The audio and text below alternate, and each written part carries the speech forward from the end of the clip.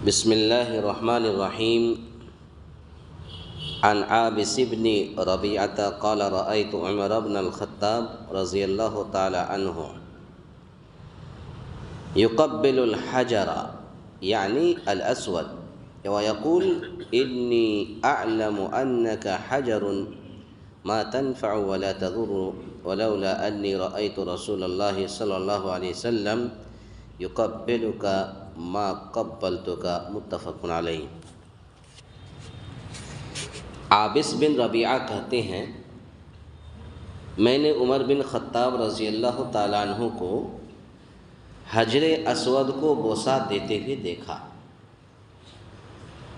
اور آپ فرما رہے تھے میں جانتا ہوں تو ایک پتھر ہے، نہ نفع دے سکتا ہے اور نہ نقصان پہنچا سکتا ہے. اگر میں نے رسول اللہ صلی اللہ علیہ وسلم کو تجھے بوسہ دیتے ہوئے نہ دیکھا ہوتا تو میں تجھے کبھی بوسہ نہ دیتا. اس حدیث کو امام بخاری، امام مسلم رحمۃ اللہ علیہ نے اپنی اپنی حدیث کے اندر نقل کیا ہے. مطلب کیا ہے؟ مطلب یہ ہے حضرت عمر فاروق رضی اللہ تعالیٰ عنہ نے پتھر کو بوسہ دیا اور پتھر سے مخاطب ہو کر کے کہا کہ اے پتھر تو ایک پتھر ہے، تو نہ نفع دے سکتا ہے اور نہ نقصان پہنچا سکتا ہے. یہ بات کیوں کہی عمر فاروق نے؟ حضرت عمر فاروق رضی اللہ تعالیٰ عنہ نے یہ بات اس لیے فرمایا تاکہ جاہل لوگ یہ نہ سمجھ لیں کہ حجر اسود کو اس لیے چوما جاتا ہے، حجر اسود کو اس لیے بوسہ دیا جاتا ہے کہ اسلام میں بھی پتھر تعظیم کے قابل ہیں.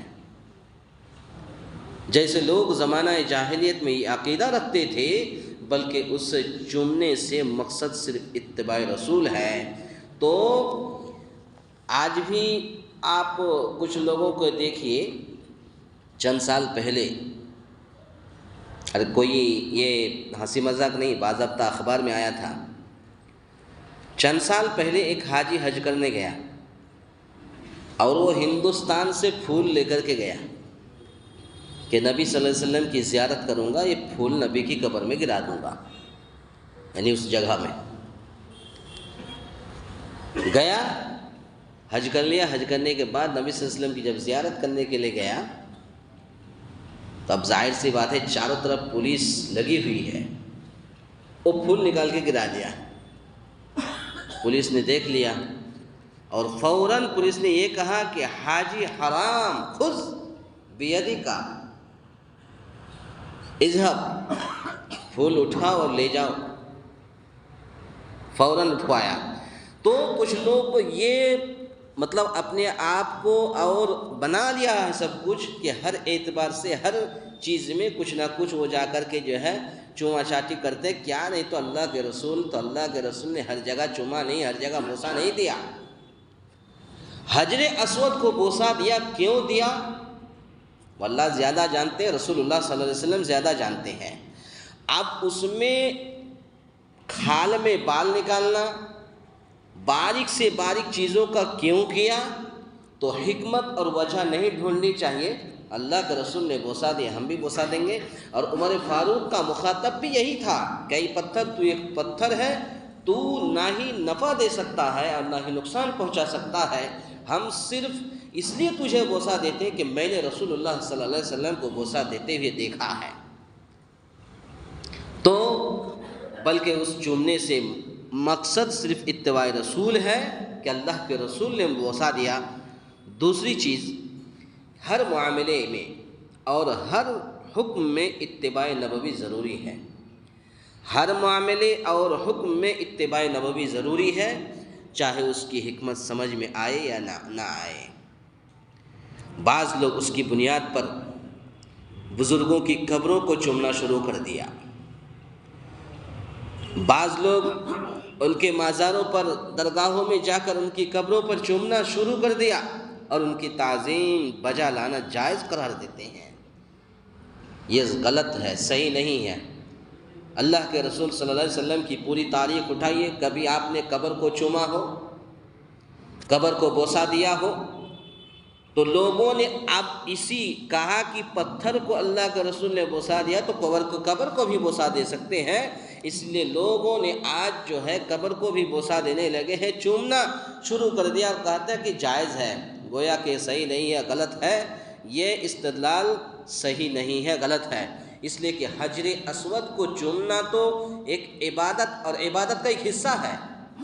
حاجی لوگ جتنے لوگ جاتے ہیں یہ حجر اسود کو، کالا پتھر کو چومنا ایک عبادت ہے اور عبادت کا ایک حصہ ہے، اور عبادات توقیفی ہے، عبادات توقیفی ہے، یعنی اللہ یا اور اس کے رسول کی طرف سے مقرر ہے، اس میں کمی بیشی نہیں کی جا سکتی، نہ ان پر کسی اور چیز کو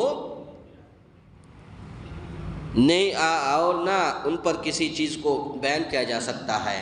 تو پتہ یہ چلا، حدیث کا خلاصہ کلام یہ ہے کہ اللہ کے نبی صلی اللہ علیہ وسلم نے حجر اسود کو بوسہ دیا ہے، تو آج جو لوگ بھی حجر اسود کو حج کرنے جاتے ہیں تو حجر اسود کو بوسہ ہم اس لیے دیتے ہیں یا اس لیے دیں گے کہ اللہ کے رسول نے دیا ہے، اس سے بڑھ کر نہ ہی قبر کو بوسہ دینا جائز ہے اور نہ ہی اور چیزوں کو بوسہ دینا جائز ہے، اس لیے کہ حجر اسود کو بوسہ دینا ایک عبادت ہے اور عبادت کا حصہ ہے، اور یہ عبادت اور عبادت کا حصہ اللہ اور اس کے رسول کی طرف سے ہے، کوئی انسان اپنی طرف سے نہیں کیا ہے، مقرر نہیں کیا ہے، بلکہ اللہ اور اس کے رسول کی طرف سے مقرر ہے، اس لیے حجر اسود کو بوسہ دینا اور حجر اسود کو چومنا یہ جائز ہے، اس کے علاوہ کسی قبر کو یا اور کسی چیز کو یا اس کے علاوہ اور کسی چیز کو چومنا، بوسہ دینا جائز نہیں ہے۔ اللہ تعالیٰ سے دعا ہے یا الہ العالمین ہم تمام مسلمانوں کو